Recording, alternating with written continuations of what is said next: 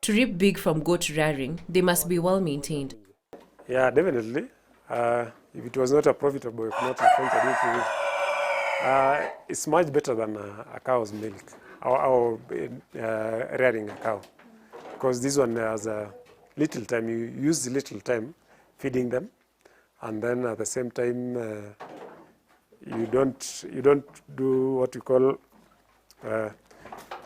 this one. You don't consume more of your time, because like in a cow, you have to have a lot of grass.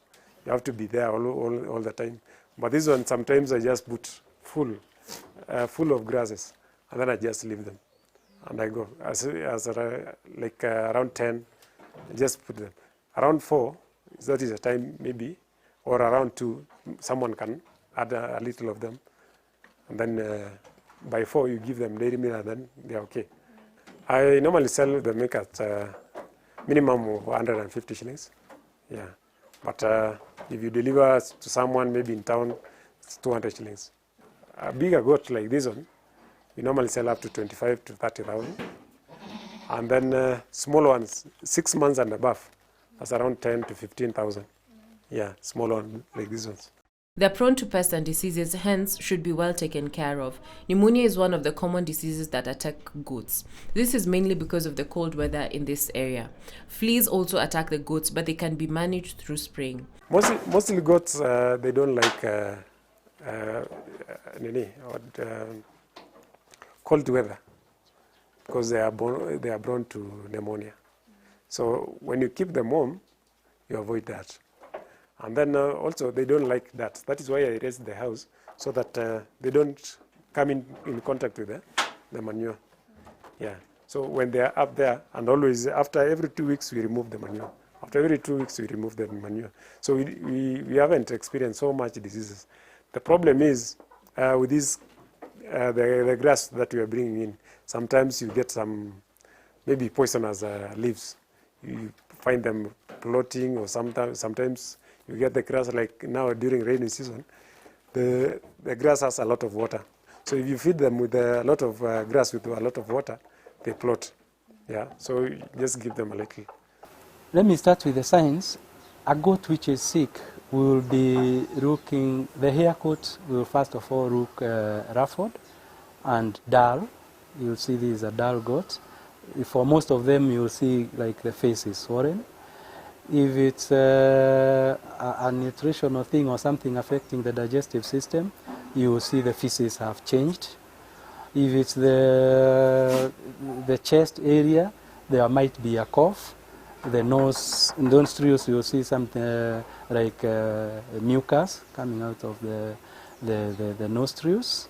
If it's like things to do with the musculoskeletal system, you see the animal is not moving fast, or it's slow to move to wherever you want the animals to be, like where the feed is.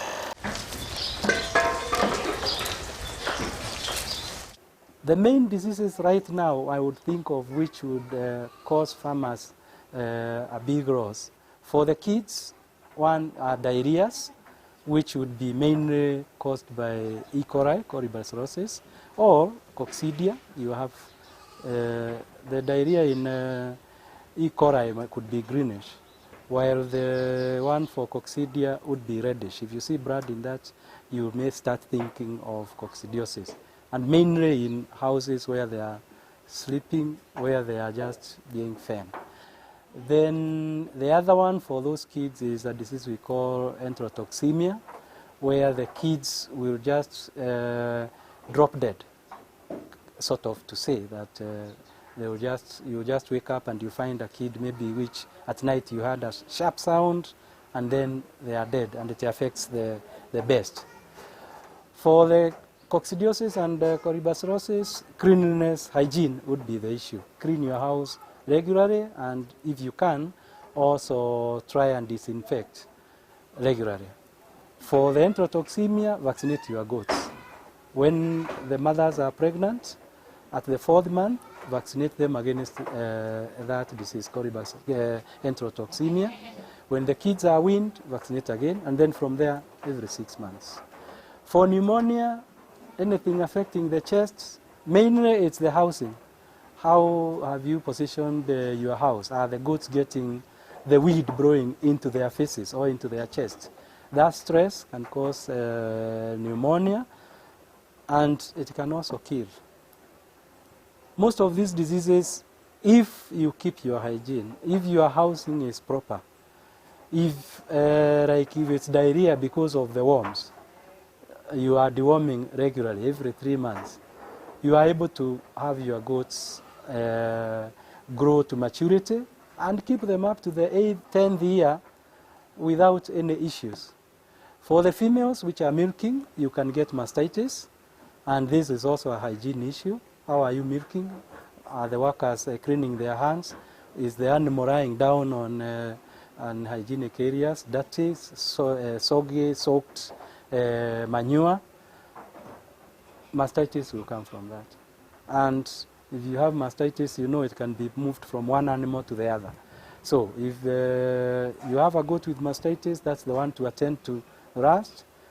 If you are milking, it should be milked the rust and moved to a unit where it's isolated from the others.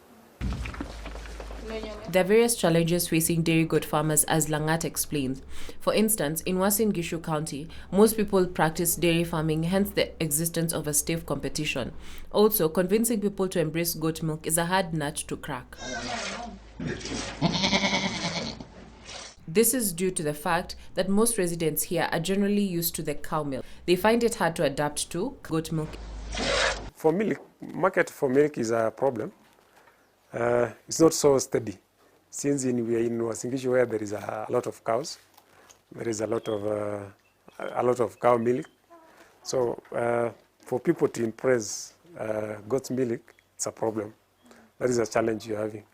Unless someone who has been recommended by a doctor or someone who knows about goat milk, the benefits of goat milk. Sometimes you get to convince somebody, but it takes time to. So it's not like I have a friend in Nairobi who is doing the same, but he has a lot of market more than in Eldoret, because Nairobi goat milk is a very hot cake, not like in Eldoret. With this reason, he now wants to focus mainly on breeding and selling of goats due to the low milk market experienced in this area. This year, he has managed to sell 6 goats, and his hope is for the people to embrace goat milk due to its nutritious benefits. No, I sell the goats. In fact, what I want to do majorly is I want to do breeding. I want to go breeding because milk is becoming a problem in terms of market. So if I do breeding, because most people right now, they are trying to venture into the same, they're looking for these goats. So I want to do breeding, and then I'll be selling the goats. I've sold like 6 goats. There's some guys also who I always communicate with them in Meru, they bring them down here. So I think with time, people will learn about goat milk, and people will have milk a lot, goat milk a lot, and then the market will increase. Yeah. Langat's advice to the farmers, more so in urban areas, is to venture into this type of business due to its profitable nature. And then I can also encourage people to use goat's milk. It's even in the Bible that goat milk is it's good. Yeah. Also, you see, goat milk is like, it's not like cow's milk. Most of the time, we don't, like deworming, we use them, we use oral. We don't use syringes to deworm them. So oral is not, it doesn't go direct to the body. Yeah, not like you're using syringes. Most cows, people use syringe to inject the dewormers. So basically, goats are more pure and no more chemical, not much chemicals are being injected to them like cows. So what advice would I give a farmer? Like any other business, agribusiness doing the same, you must do your research properly. Don't just jump into it and imagine you will make the money. First of all, do a survey. Which breeds do you want to keep? Because in Kenya, it's like the breeds have been segregated into different regions. If you go to Meru, you go to Tharaka Nithi County, you go to Kitui County, you'll find lots and lots of Toggenburgs. So if you are going to go the Toggenburg way, you have to deal with the Meru farmers, the Tharaka farmers, the Kitui farmers.